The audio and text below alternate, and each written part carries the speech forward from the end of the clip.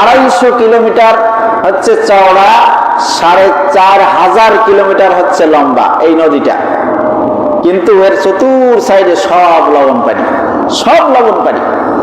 তার মধ্যে আল্লাহ রাব্বুল আলামিন সুপেয় মিষ্টি পানি রেখে দিয়েছেন আপনার আমার উপকারের জন্য।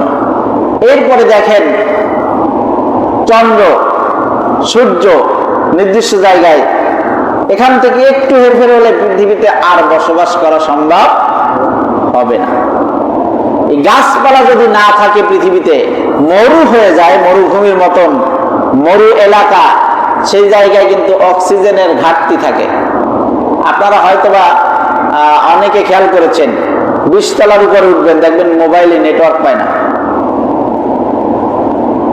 20 তলা, 25 তলা, 50 তলা, 100 তলার উপরে উঠবে, দেখবেন আপনার নিঃশ্বাস নিতেই কষ্ট হয়ে যায়, কারণ ওখানে অক্সিজেনের ঘাটতি রয়েছে। এই পৃথিবীতে মানুষ বসবাস করবে, আর বসবাসের উপযোগী যা কিছু, অনুকূলে যা কিছু দরকার আল্লাহ রাব্বুল আলামিন সৃষ্টি করে দিয়েই বারবার বিভিন্ন জায়গায় কোরআনুল কারীমের মধ্যে ইঙ্গিত করে দিয়েছেন। এরপরে বলছেন এরপরেও তোমরা আমার সাথে কুফরি করো। আল্লাহ বলছেন কোরআনে, আফা গায়রা দীনিল্লাহি ইয়াবগুন ওয়া লাহু আসলামা মান ফিস সামাওয়াতি ওয়াল আরদি তাওআন ওয়া কারহা। তোমরা আমার সাথে কুফরি করো, আমার সাথে নাফরমানি করো, আমার সাথে অহংকার দেখাও, অথচ তোমরা কি একটু খেয়াল করেছো পৃথিবীতে যা কিছু আছে মানুষ এবং জিন বাদে সকলেই আমার দাসত্ব করে, আমার হুকুম মেনে চলে, আমার গোলামি করে, কেউ কোনো কার্পণ্যতা করে না, কেউ কোনো অহংকার অহমিকতা করে না, অনীহা পেশ করে না। কেমন? পৃথিবীর গাছপালাগুলি এদের নির্দিষ্ট একটা সীমারেখা আছে, নির্দিষ্ট একটি নিয়মতান্ত্রিকতা রয়েছে। পানির একটি নির্দিষ্ট নিয়মতান্ত্রিকতা রয়েছে। আগুনের একটি নির্দিষ্ট নিয়মতান্ত্রিকতা রয়েছে, এর থেকে ও ব্যতিক্রম কিছু করে না। পানির ধর্ম কি? পানির কাজ কি? পানির চরিত্র কি? হচ্ছে তরল থাকবে, আর ওর মধ্যে যাই পড়বে তাই ভিজে যাবে, ডুবে যাবে, ইত্যাদি ইত্যাদি। এটা পানির ধর্ম। আবার আগুনের ধর্ম সেটা হচ্ছে ওর মধ্যে যা যাবে সব জ্বালিয়ে পুড়িয়ে ভস্ম করে দিবে। লোহাও কিন্তু এই আগুন দ্বারা গলানো হয়, তাপমাত্রা বেশি। আবার যা কিছুই করা হয় সবই আগুনের সাহায্যে তরল করা হয়। কঠিন জিনিসকে তরল করা হয় এই আগুন দিয়ে জ্বালিয়ে, আগুনের তাপ দিয়ে জ্বালিয়ে গলিয়ে তরল করে। এটা হচ্ছে আগুনের ধর্ম। গাছ, আজ পর্যন্ত গাছের ধর্ম হচ্ছে কার্বন ডাই অক্সাইড খাও আর মানুষের উপকারী অক্সিজেন ছেড়ে দাও। আমরা কি করি? আমরা অক্সিজেন গ্রহণ করি, কার্বন ডাই অক্সাইড ছেড়ে দেই। কার্বন ডাই অক্সাইড হচ্ছে বিষাক্ত একটি জিনিস। এটা যদি পৃথিবীতে পরিবেশে অহরহ থাকতো, আপনি আমি ক্যান্সার, তারপরে বিভিন্ন ধরনের মরণ ব্যাধিতে ভুগতে মারা যেতাম। আল্লাহ রাব্বুল আলামিন এই আপনার আমার নিঃশ্বাস থেকে ছেড়ে দিচ্ছি, যেটা গ্রহণ করার পরে ছেড়ে দিতেছি, এই সারা নিয়েছিলাম অক্সিজেন, উপকারী জিনিস, কিন্তু আমার শরীরের মধ্য থেকে যেটাকে ছেড়ে দিতেছি এটা হয়ে যাচ্ছে বিষাক্ত কার্বন ডাই অক্সাইড। বিষাক্ত এই পদার্থকে আল্লাহ রাব্বুল আলামিন গাছের খাদ্য করে দিয়েছেন। সুবহানাল্লাহ। মানে আমাদের জন্য যেটা বিষ, আমাদের জন্য যেটা ক্ষতিকর, আমাদের জন্য যেটা কষ্টকর, আল্লাহ রাব্বুল আলামিন সেই জিনিসটাকে পরিবেশের খাবার হিসাবে তৈরি করে দিয়েছেন, যাতে করে আমাদের বিষাক্ত জিনিসটা ওরা গ্রহণ করে, ওরা যেটাকে ছেড়ে দিচ্ছে ওইটা আমাদের জন্য উপযোগী। সুবহানাল্লাহ। আল্লাহ তাই বললেন, আম্মান জাআলাল আরদা করারা, আমি তোমাদের পৃথিবীকে বসবাসের উপযোগী করেই সৃষ্টি করেছি, এটা আর কে করেছে? আল্লাহ যুক্তি দিচ্ছেন যে তোমরা যে আমার সাথে অহংকার অহমিকতা করছো, অথচ এইগুলি কি ভাবো কখনো? এগুলি কি কখনো ভাবো? তাই যদি ভাবতে তাহলে তোমরা অহংকার কখনোই করতে পারতে না, আমার সাথে অন্য কাউকে শরীক করতে পারতে না, আমার ইবাদত বন্দেগী থেকে, আমার হুকুম আহকাম থেকে, আমার গোলামি থেকে দূরে সরে থাকতে পারতে না। এখন দেখেন গাছের যে ধর্মগুলি আমরা যদি এক একটা করে ছোট্ট করে একটু খেয়াল করি, কখনো কি ব্যতিক্রম পেয়েছি কিনা একটু যদি খেয়াল করে টের পাবো, বুঝতে পারবো। তেঁতুল গাছ, তেঁতুল গাছের ধর্ম হলো ওর ফল যা হবে মিষ্টি হবে, টক, কোনোটা বেশি আর কোনোটা কম, কিন্তু টক। ওর ধর্মই হচ্ছে জাতিটাই টক। আবার আম, আম যত টকই হোক, পাকলে পরে আস্তে আস্তে আস্তে আস্তে কি বলে, ভালো পেকে গেলে, আমরা গ্রাম গায়ে বলে থাকি মজে গেলে, নাকি অনেক পেকে গেলে এইটা কিন্তু আস্তে আস্তে মিষ্টি হয়ে যায়, কাঁচা থাকতে টক থাকে। আবার জাম, এই জামের ধর্ম সারা জীবন ওর যে কালার আছে, খেতে গেলে দাঁতে কষ লাগবে, দাগ লাগবে, রং লাগবে, একটু টাইট টাইট, এটা ওর ধর্ম। ও সারা জীবনে ওরকম। কোন জাম খেয়ে আজ পর্যন্ত রসগোল্লা মনে হয় নাই, কোন আম খেয়ে আজ পর্যন্ত কলা মনে হয় নাই, কোন কলা খেয়ে আজ পর্যন্ত লিচু মনে হয় নাই। হয়েছে নাকি? তার মানে হলো আল্লাহ রাব্বুল আলামিন প্রতিটি গাছের এক একটা খাসলাত দিয়ে দিয়েছেন, খাসিয়াত দিয়ে দিয়েছেন। আম গাছে কোনোদিন আম ছাড়া জাম হয় না, কাঁঠাল গাছে কোনোদিন কাঁঠাল ছাড়া লিচু হয় না, লিচু গাছে কোনোদিন লিচু ছাড়া কলা হয় না। হয়েছে নাকি? হয় না। তবে এখন হয়, ফেসবুকে মাঝে মধ্যে দেখবেন কিছু দুষ্ট প্রকৃতির এডিটর যারা এডিট করে, এরা ওই এডিট করে কলা গাছে, আম গাছে, এই সেই ইত্যাদি ইত্যাদি দুই তিনটা গাছ এডিট করে কম্পিউটারের মাধ্যমে এডিট করে শো করে দেখায়, দেখেন আল্লাহর কিনা আমার। এগুলো ফাজলামি। যাই হোক, তাল গাছ, তাল গাছের মাথায় কি হয়, ওই যে মোচা, এই মোচা যদি কাটা হয়, আগে একটু ঘষে ঘষে যদি কাটা হয়, এই ঠিলা ঠিলা, পাত্র পাত্র, হাড়ি হাড়ি, কলস কলস রস হয়। খেজুর গাছের চুমড়ি কাটলে ওইভাবে রস কোনোদিন হয় না, কিন্তু এর মাথা কাটলে,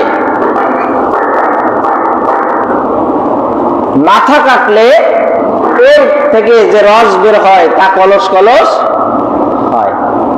কিন্তু আপনি আমি যদি একটু চাতুরতা দেখিয়ে যে চিন্তা করি যে খেজুর গাছের ওই বড় খেজুর গাছ, মাথায় উঠতে অনেক কষ্ট হয়, এই গোড়া কাটি, গোড়া কেটে কলস একটা পাতিয়ে রাখি, অনেক রস হবে, ঠিক না? পাবেন, রস পাবেন। বা তাহলে যেহেতু খেজুর গাছে এত রস, তার নিচে কোথায় কি রস যেন লুকানো আছে মনে হয়, ওর গোড়া খুঁড়ি, খুঁড়ে মাটির নিচে দেখি কোথায় রস আছে, পাওয়া যাবে রস। তার মানে ওর ধর্ম আল্লাহ রাব্বুল আলামিন করে দিয়েছেন যে তুই তোর কপাল কাটবে আমার বান্দারা, আর তোর ওখান থেকে রস মিষ্টি পদার্থ বের করে সংগ্রহ করে আমার বান্দারা পান করবে, খাবে, ভোগ করবে আর শুকরিয়া করবে আমার। আলহামদুলিল্লাহি রাব্বিল আলামিন, শুকরিয়া আমার করবে। এখন বলতেছে বান্দা, এত কিছু করার পরে, দেওয়ার পরে তুমি ঠিক খেয়াল করো না? খেয়াল যদি নাই করো, এইবার আমি তোমার চোখে আঙ্গুল দিয়ে তোমাকে ইন্ডিকেট করে, ইঙ্গিত করে তাই প্রশ্ন করলাম, আম্মান জাআলা, কে করেছে এগুলি, কে সৃষ্টি করেছে? আল্লাহ রাব্বুল আলামিন তাই বলেন, আম্মান জাআলাল আরদা ক্বারারান ওয়া জাআলা খিলালাহা আনহারা ওয়া জাআলা লাহা রাওয়া রাওয়াসিয়া ওয়া জাআলা বাইনাল বাহরাইনি হাজিজা আইলাহুম মা'আল্লাহ।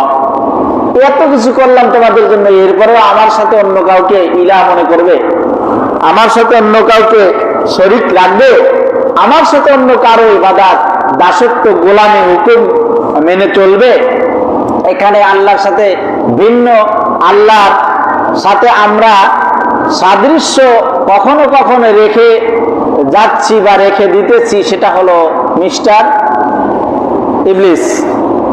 তার মানে আল্লাহর হুকুম মানলে আল্লাহর পক্ষ নিলাম, আল্লাহর বান্দা হলাম, আর যদি আল্লাহর হুকুম অমান্য করি সেক্ষেত্রে বান্দা হলাম কার? শয়তানের। আল্লাহ তাই বলতেছে ইলাহুম মা'আল্লাহ, এরপরেও আমার সাথে অন্য কাউকে ইলাহ মেনে চলবে, মেনে নিবে? বাল আকসারুহুম লা ইয়ালামুন, তোমাদের বেশিরভাগ মানুষই এইটা উপলব্ধি করো না। এই উপলব্ধি করো না বিধায় দুনিয়াটা মস্ত বড়, খাও দাও ভর্তি করো, এই মানসিকতা তোমাদের তৈরি হয়ে গেছে। যাই হোক, সম্মানিত উপস্থিতি, কথা ছিল আগামীতে ইনশাল্লাহ যদি সুযোগ হয় বলা যাবে। এই একটি আয়াতের উপর ভিত্তি করে আমরা যদি একটু চিন্তা করি যে পৃথিবী শত মানুষ, বৈজ্ঞানিকরা গবেষণা করতে করতে করতে এখনো বলতেছে চাঁদে বসবাস করা যাবে, বলতেছে, কিন্তু আজ পর্যন্ত বসবাস করছে এটা প্রমাণিত করতে পেরেছেন? সম্ভব হয়েছে? সম্ভব হয় নাই। আমার ছোটকাল থেকে শুনতেছি, তাও তো কমপক্ষে 20 বছর, যে হ্যাঁ চাঁদে বসবাস করা যাবে, এই মরিচ গাছ লাগাইছে, ওই করছে, পেঁয়াজ লাগাইছে, সেই লাগাইছে। আজ পর্যন্ত পৃথিবীতে আর আসছে কিনা কোনোদিন খবর পাই নাই, লাগাইছে শুনলাম। তা বৈজ্ঞানিকরা চেষ্টা চালাচ্ছে, কিন্তু আজ পর্যন্ত চাঁদে একটা লোক বসবাস করেছে এমন দৃষ্টান্ত পৃথিবীতে নাই। আবার মঙ্গল গ্রহে বৈজ্ঞানিকরা বলছে ওখানে যে এত ঠান্ডা, ওই জায়গায় মানুষ বসবাস করতে পারবে না। তারপরেও বৈজ্ঞানিকরা গবেষণা করতেছে, দেখি বসবাস করা যায় কিনা। রিমোট কন্ট্রোলের মাধ্যমে তারা ওইখানে যান পাঠিয়ে দিচ্ছে, মানুষ যায় না, যান পাঠিয়ে বিভিন্ন জায়গায় পদচারণা মানে ভ্রমণ করাচ্ছে, ওইখানে বসে রিমোট চাপতেছে দুনিয়ায় বসে। ওখানে যাওয়ার সাহস বা হিম্মত নাই, কারণ ওখানে যাইতেই পারবে না, গেলে সাথে সাথে যাওয়ার আগেই ডেড হয়ে যাবে। উপযোগী নাই, চাঁদে উপযোগী নাই, মঙ্গল গ্রহে উপযোগী নাই, শনিতে উপযোগী নাই, বৃহস্পতিতে উপযোগী নাই, বুধে উপযোগী নাই, কোন বাকি 10টি গ্রহে আল্লাহ রাব্বুল আলামিন বসবাসের উপযোগী করেন নাই। একমাত্র পৃথিবীকে আপনার আমার জন্য বসবাসের উপযোগী করে দিয়েছেন আল্লাহ, তাই কোরআনে ইঙ্গিত করে দিলেন। যার কারণে আল্লাহ রাব্বুল আলামিনকে যেন আমরা ভুলতে না পারি, আল্লাহ ইচ্ছা করলেন তোমরা এগুলি দেখবে, এগুলি গবেষণা করবে, এগুলি ভাববে, আর আমার দরবারে সেজদায় লুটে পড়বে, আমার ইবাদত বন্দেগী থেকে আর বিমুখ হবে না। এই কয়েকদিন আগে দেখছেন না, লক্ষ লক্ষ টাকা খরচ করে ওরা করে টেরে আবার লাথি মেরে খালের মধ্যে ফেলাইছে, পানির মধ্যে ফেলাইছে, দেখছেন না? আবার কি মায়া কান্নাও কানছে, ওরে তৈরিও করলি তোরা, আবার লাথি মেরে ফেললিও তোরা, এই মহব্বত দিয়ে কি লাভ হলো? ফেলার সময় খুব কান্দে। আর আমার মনে হয় ওরা কি ওই দেবতার শোকে কান্দে নাকি টাকার শোকে কান্দে, আমার সন্দেহ হয় যে এতগুলো টাকা খরচ করি, কি এক ধর্ম আমরা পালন করি, এত লক্ষ লক্ষ টাকা খরচ করে আজকে লাথি মেরে ফেলে দিলাম জলের মধ্যে, টাকাগুলোই জলে চলে গেল। এখন কি ওই শোকে কাঁদে কিনা, কান্দে কিনা আমার সন্দেহ হয়।